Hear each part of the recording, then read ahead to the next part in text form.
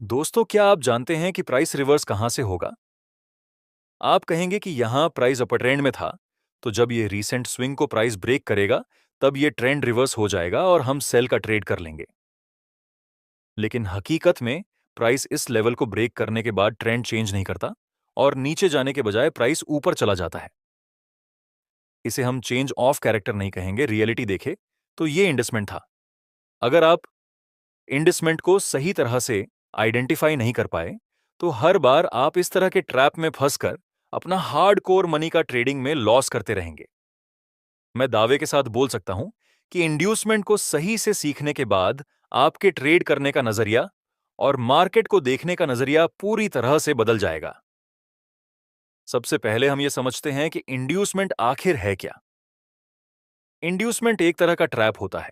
यहां price higher high और higher low बना रहा था, और जैसे ही प्राइस ने अपने रीसेंट स्विंग को ब्रेक किया, तो जितने भी लोग इस मार्केट में पार्टिसिपेट करने वाले थे, उन सबके दिमाग में एक नैरेटिव क्रिएट किया जाता है कि ये ट्रेंड चेंज हो गया। लेकिन आखिर में प्राइस यहां से ट्रेंड चेंज करने के बाद नीचे नहीं जाता और काफी ज्यादा मोमेंटम ऊपर साइड में दे देता है। तो इसे ही हम इंड्यूसमेंट कहते हैं। जब हमें लगता है कि मार्केट ने चेंज ऑफ कैरेक्टर कर दिया, लेकिन हकीकत में चेंज ऑफ कैरेक्टर नहीं होता और मार्केट अपना पुराना ट्रेंड कंटिन्यू करता है, तो इसी को हम इंड्यूसमेंट बोलते हैं। दोस्तों, मुझे पता है आपको यह समझने में थोड़ी परेशानी आएगी, क्योंकि इंड्यूसमेंट का कॉन्सेप्ट थोड़ा सा कॉम्प्लिकेटेड है। लेकिन आप ध्यान से इस वीडियो को देखेंगे तो आपको यह कॉन्सेप्ट ज्यादा टफ नहीं लगेगा। हम पूरी कोशिश कर रहे हैं कि हम बहुत ही आसानी से आपको ये कॉन्सेप्ट समझा पाए। जब मार्केट ब्रेक ऑफ स्ट्रक्चर करता है, उसके बाद जब प्राइस पहले पुलबैक को ब्रेक करे, तो उसे ही हम इंड्यूसमेंट बोलते हैं। कई लोग इसे आईडीएम की तरह भी जानते हैं। इसी तरह से जब प्राइस बेयरिश स्ट्रक्चर में ब्रेक ऑन ऑफ स्ट्रक्चर बनाता है, और ब्रेक ऑन ऑफ स्ट्रक्चर बनाने के बाद जब प्राइस फर्स्ट पुलबैक को ब्रेक करता है, तो इसे भी हम कहेंगे इंड्यूसमेंट। यहां हम ऐसा नहीं बोल सकते कि मार्केट का ट्रेंड चेंज हो गया, ये इंड्यूसमेंट है। एग्जाम्पल के तौर पर, इस बुलिश स्ट्रक्चर के अंदर रिसेंटली प्राइस ने ब्रेक ऑफ स्ट्रक्चर कर दिया। उसके बाद हमें एक पुलबैक मिला और प्राइस ने इस लो को डाउनसाइड ब्रेक कर दिया, तो इसे हम कहेंगे आईडीएम या फिर इंड्यूसमेंट। और इस एग्जाम्पल में अभी अभी मार्केट ने इस लेवल का ब्रेक ऑफ स्ट्रक्चर कर दिया और फिर एक पुलबैक मिलता है जिसको बाद में प्राइस ब्रेक करता है, तो इसी को हम इंड्यूसमेंट कहेंगे। हमें इंड्यूसमेंट की जरूरत इसलिए पड़ती है क्योंकि प्राइस एक्शन में हम आखिरी स्विंग पॉइंट को काफी तवज्जो देते हैं।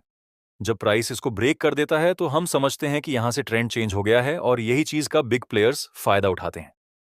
वे लोग इसी स्विंग पॉइंट को ब्रेक करते हैं, तो उन्हें काफी बायर्स मिल जाते हैं। फिर वे लोग सेल साइड में अपनी पोजीशन बना लेते हैं। अगर ये एक दो बार होता तब तो हम उसे कोइंसिडेंस मान सकते हैं। लेकिन अगर सेम चीज 10 में से 7-8 बार हो जाती है और हर बार ऐसा होता है, तो ये कोई कॉन्सिडेंट नहीं माना जाता। फिर स्मार्ट मनी कॉन्सेप्ट जब मार्केट में आया, तो स्मार्ट मनी कॉन्सेप्ट के अनुसार हम फर्स्ट पुलबैक का ब्रेकआउट मिले, तो उसे चेंज ऑफ कैरेक्टर के तौर पर नहीं काउंट करेंगे। हम इसे काउंट करेंगे आईडीएम के तौर पर। जब हमें बेयरिश स्ट्रक्चर में आईडीएम मिलता है, तो सबसे लोएस्ट पॉइंट को हम वैलिड लोअर लो की तरह काउंट करेंगे। जब प्राइस इस लोअर लो को ब्रेक कर देगा और ब्रेक ऑफ स्ट्रक्चर बनाएगा, तब हाईएस्ट पॉइंट को हम वैलिड लोअर हाई की तरह काउंट करेंगे। दिया गया इस तरह से बुलिश मार्केट स्ट्रक्चर में जब हमें आईडीएम मिलता है, तब हमें वैलिड हायर हाई मिलता है। जब आईडीएम हो जाता है, तो हाईएस्ट पॉइंट को वैलिड हायर हाई की तरह काउंट करेंगे, और फिर आखिर में जब प्राइस इस हायर हाई को ब्रेक कर देगा, तब सबसे लोएस्ट पॉइंट को हम हायर लो की तरह काउंट करेंगे, और फिर से जब हमें ब्रेक ऑफ स्ट्रक्चर मिलने के बाद आईडीएम मिलेगा, तो फिर से हम हाईएस्ट पॉइंट को हायर हाई की तरह काउंट करेंगे, और जब प्राइस इस हायर हाई को भी ब्रेक कर देगा, तब हम ये स्विंग को शिफ्ट करके यहां पे ले आएंगे, जो कि हमारा ब्रेक ऑफ स्ट्रक्चर होने के बाद वैलिड हायर लो बना है। अगर प्राइस इस स्विंग को ब्रेक करेगा, तो यहां चेंज ऑफ कैरेक्टर हो जाएगा। दोस्तों, आईडीएम की कुछ कंडीशन होती है जिसको समझना आपके लिए बहुत ही ज्यादा इंपॉर्टेंट है। दोस्तों, प्राइस जब हायर हाई को ब्रेक कर दे, तो हम चाहते हैं कि प्राइस इस हायर हाई को प्रॉपर बॉडी से ब्रेक करे। अगर प्राइस इसको प्रॉपर बॉडी से ब्रेक नहीं करता और विक से ब्रेक करता है, तो यह वैलिड ब्रेक ऑफ स्ट्रक्चर नहीं माना जाएगा। इस तरह से जब प्राइस चेंज ऑफ कैरेक्टर करता है, तो वहां भी हम चाहते हैं कि प्राइस प्रॉपर बॉडी से आखिरी स्विंग को ब्रेक करे, तभी हम इसे वैलिड चेंज ऑफ कैरेक्टर मानते हैं। अगर प्राइस अपने रीसेंट स्विंग को विक से ब्रेक करता है तो उसे हम वैलिड चेंज ऑफ कैरेक्टर नहीं मानते, लेकिन इंड्यूसमेंट में यह चीज थोड़ी सी अलग हो जाती है। अगर प्राइस किसी जगह पर ब्रेक ऑन ऑफ स्ट्रक्चर बनाने के बाद फर्स्ट पुलबैक लो को ब्रेक करता है विक से, तो इसे भी हम वैलिड इंड्यूसमेंट बोल सकते हैं।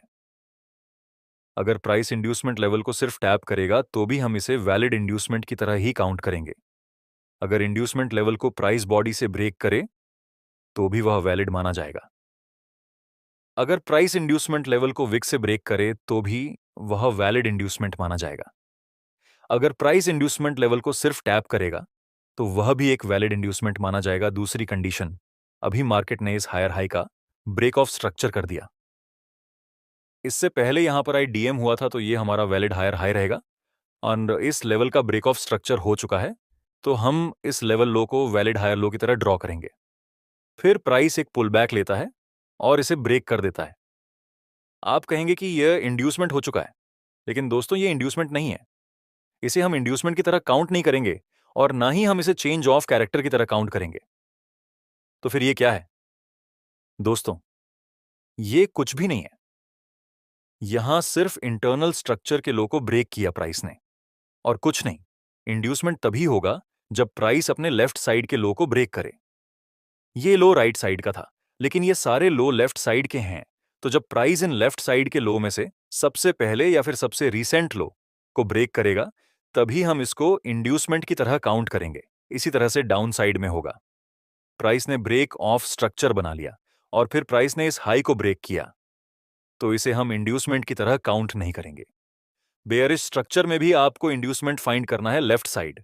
ये सारे हाई लेफ्ट साइड में बने थे, तो इनमें से जब प्राइस रीसेंट पुलबैक हाई को ब्रेक करेगा तो तभी हम इसे इंड्यूसमेंट कहेंगे। आपको इंड्यूसमेंट हमेशा लेफ्ट साइड में ही फाइंड करना है। Break on of structure, inducement, change on of character, ये सब लेफ्ट साइड के हाई लो ब्रेक करने के बाद ही बनता है। तो इस कंडीशन को आपको खास ध्यान में रखना चाहिए दोस्तों।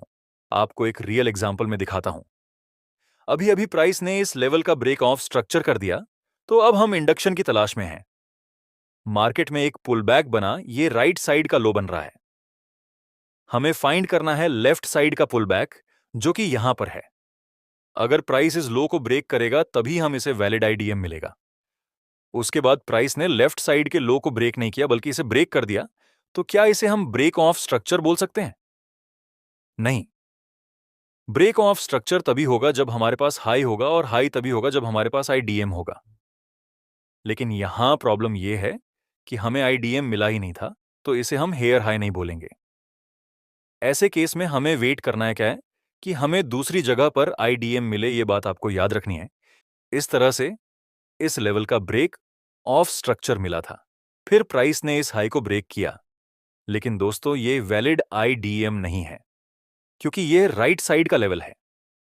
हमें देखने हैं लेफ्ट साइड के।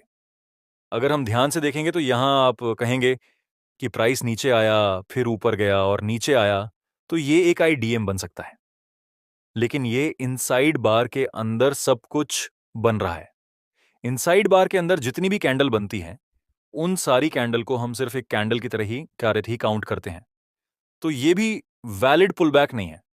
हमारा रियल आईडीएम बनेगा जब प्राइस इस लेवल को ब्रेक करेगा, और अगर हमें नीचे कोई वैलिड पुलबैक मिलेगा तो हमारा आईडीएम नीचे बनेगा। दोस्तों, इस तरह से आपको आईडीएम को फाइंड करना है। वैसे ये टॉपिक बहुत ही ज्यादा कॉम्प्लिकेटेड है। अगर आपको एक ही बार में ये टॉपिक समझ में ना आए तो आप एक बार फिर से इस वीडियो को देख सकते हैं, ताकि आपको सब कुछ समझ में आ जाए। और अगर कोई डाउट हो तो कमेंट में पूछ सकते हैं। धन्यवाद।